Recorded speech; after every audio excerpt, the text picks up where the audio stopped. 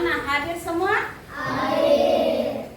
Ya, alhamdulillah kalau hadir semua. Baiklah, pada hari ini, hari Senin adalah kalian pertama kali memasuki pembelajaran di awal semester ganjil atau semester 1. Sekarang kalian sudah berada di kelas 6. Nah, karena kalian sudah berada di kelas 6 dan yang menjadi wali kelas kalian di kelas 6 adalah Ibu Aryani Amar ya. Jadi hari ini sebelum kita memulai pembelajaran di semester ganjil, kita harus terlebih dahulu membuat yang namanya kesepakatan kelas. Dari kesepakatan kelas tersebut lahirlah yang namanya keyakinan kelas. Pasti kalian bertanya, apa itu kesepakatan kelas? Siapa yang tahu? Siapa yang tahu? Apa itu kesepakatan kelas? Hilmi coba. Apa itu kesepakatan kelas? Ya, silakan. Perjanjian. Ya. Perjanjian antara. Ya, jadi kesepakatan kelas adalah perjanjian atau kesepakatan atau pendapat yang kita sepakati untuk kita jalani selama proses pembelajaran di semester 1. Ingat, jadi kalau kita sudah sepakat, sudah berjanji, dipenuhi atau tidak? Dipenuhi, karena kita bersama-sama menyepakati sesuatu. Kecuali kalau misalnya ibu sendiri yang menyepakati, itu salah. Tetapi karena kita bersama-sama menyepakati bahwa ini yang harus kita lakukan, ya. Jadi itu kesepakatan. Apa yang kita sepakati, itulah yang harus kalian laksanakan supaya proses pembelajaran dapat berjalan dengan lancar, efektif, dan nyaman. Supaya materi pembelajaran yang ibu berikan bisa kalian serap dengan baik. Toh? Kan kalau enak itu belajar, enak suasananya, enak lingkungannya, enak tidak juga masuk pembelajaran. Mengerti tidak? Mengerti kan? Kalau semuanya enak dirasakan. Begitu, ibu akan memberikan kalian stick note seperti ini. Ibu akan bagikan, tidak usah menulis nama, cukup saja apa yang kalian inginkan. Karena kita akan membuat kesepakatan kelas. Setelah melahirkan kesepakatan kelas, akan lahirlah namanya keyakinan kelas. Kalau keyakinan kelas sudah ada, berarti semuanya harus kalian patuhi. Kalau tidak dipatuhi, artinya apa? Mendapatkan apa? Konsekuensi. Ya, ingat. Kalau misalnya tidak mengerjakan tugas atau terlambat, pasti ada konsekuensinya. Jadi kalian menuliskan apa yang kalian inginkan. Misalnya, ibu kasih contoh. Misalnya ada temannya yang sering terlambat, toh? Kira-kira kalau ada teman tak terlambat baru sementara terjadi yang namanya proses pembelajaran, terganggu tidak? Terganggu kan? Ya, berarti itu dapat menciptakan lingkungan pembelajaran yang tidak enak, tidak nyaman. Apalagi orang yang sering keluar-keluar masuk itu terganggu tidak? Baru gurunya duduk, ada yang minta izin. Ibu, mau kak beli buku? Ibu, mau kak beli ini? Mau kak beli itu? Terganggu tidak yang lain? Terganggu kan? Jadi kesimpulannya harus apa itu? Kalau seperti itu.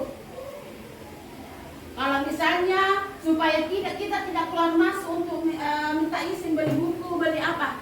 Harus siapa?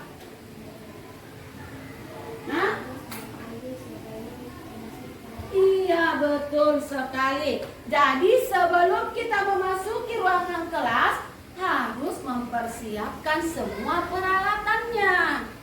Sama saja kalau kita mau berperang, terus kita tidak membawa senjata. Kira-kira kita menang atau kalah? Kalah kan? Makanya kalau kita mau belajar harus mempersiapkan semua alat tulisnya tanpa perlu meminta izin keluar. Toh? Karena kalau ada, baru Bu Guru menjelaskan.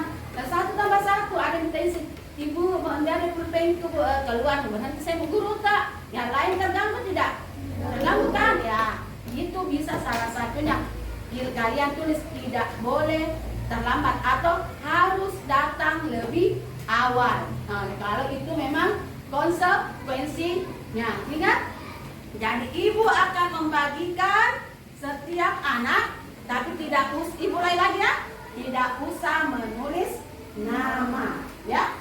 Nanti kita akan tempel dan nanti kita akan bacakan. Tulis di sini Dina, jangan yang ada namanya lemnya. Sana. Awas di sini nah, jangan yang ada lemnya. Kita tulis dan ibu akan bagikan. Ini namanya kertas stick note. Jangan menulis anunya ya. Di dalam sini ditulis. Ini nanti mau ditempel kah? Nah, ya silakan.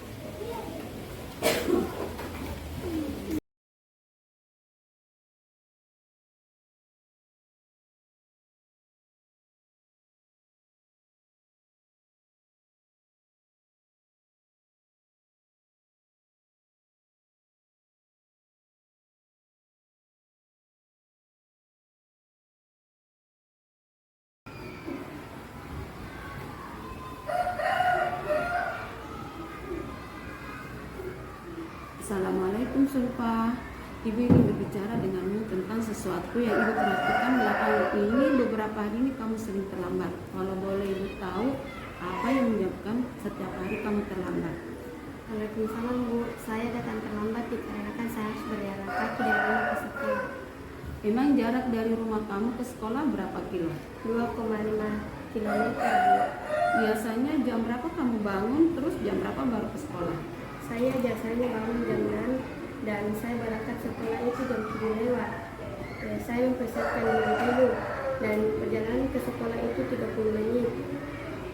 Kalau seperti itu, kan kita sudah membuat kesepakatan kelas bahwa siapa yang akan datang terlambat pasti ada konsekuensinya. Iya Bu. Apakah kamu bisa bangun lebih awal lagi agar Sulfa tidak terlambat ke sekolah?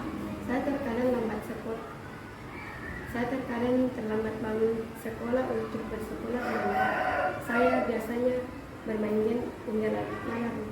Ya, ibu juga mengalami hal yang sama ya. Waktu dulu ibu ke sekolah itu terkadang juga ibu terlambat bangun. Ibu menyadari kesalahan tersebut dan tidak mungkin kita harus melakukan kesalahan tersebut berulang-ulang. Begitu kita harus memperbaiki diri kita bagaimana dengan cara Sulfa harus tidur lebih awal lagi. Ya, tidak boleh tidur pada tengah malam. Kurangi main gamenya kalau seperti itu. Jadi saya minta maaf.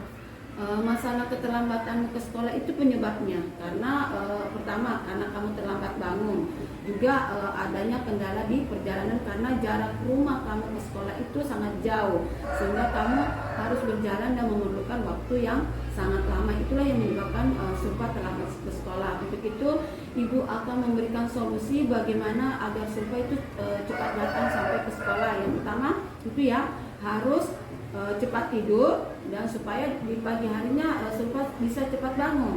Sedangkan alternatif lainnya kayaknya Sulfa tidak kalau bisa itu harus menggunakan transportasi, misalnya diantar sama orang tua karena ataukah bisa menggunakan transportasi umum. Jadi pada saat Sulfa ke sekolah itu sudah tidak terlambat karena kan kalau berjalan kaki itu mungkin agak lambat ya kalau kita mau sampai ke sekolah. Jadi alangkah baiknya besok-besoknya itu Sulfa yang pertama harus cepat tidur ya supaya cepat bangun pada pagi hari. Yang kedua Sulfa kalau bisa minta tolong di orang tuanya untuk bisa diantar ke sekolah, apakah dengan menggunakan transportasi pribadi atau menggunakan transportasi umum. Saya minta maaf Bu, saya akan usahakan untuk tidak terlambat. Baiklah, kamu bisa membersihkan meja dan kursi di ruang kelas ya setelah pelajaran selesai. Baik Bu, saya akan melakukannya dengan senang hati. Bagus, semoga dengan kesadaran ini Sulfa bisa belajar lebih disiplin lagi dan bertanggung jawab. Jangan kira ibu menyuruh membersihkan ruangan kelas ini merupakan hukuman ya, tidak. Tapi ini adalah konsekuensi kita ya, karena Sulfa sering terlambat. Begitu jangan biarkan keterlambatan terjadi lagi di esok hari ya. Terima kasih Bu, saya akan berusaha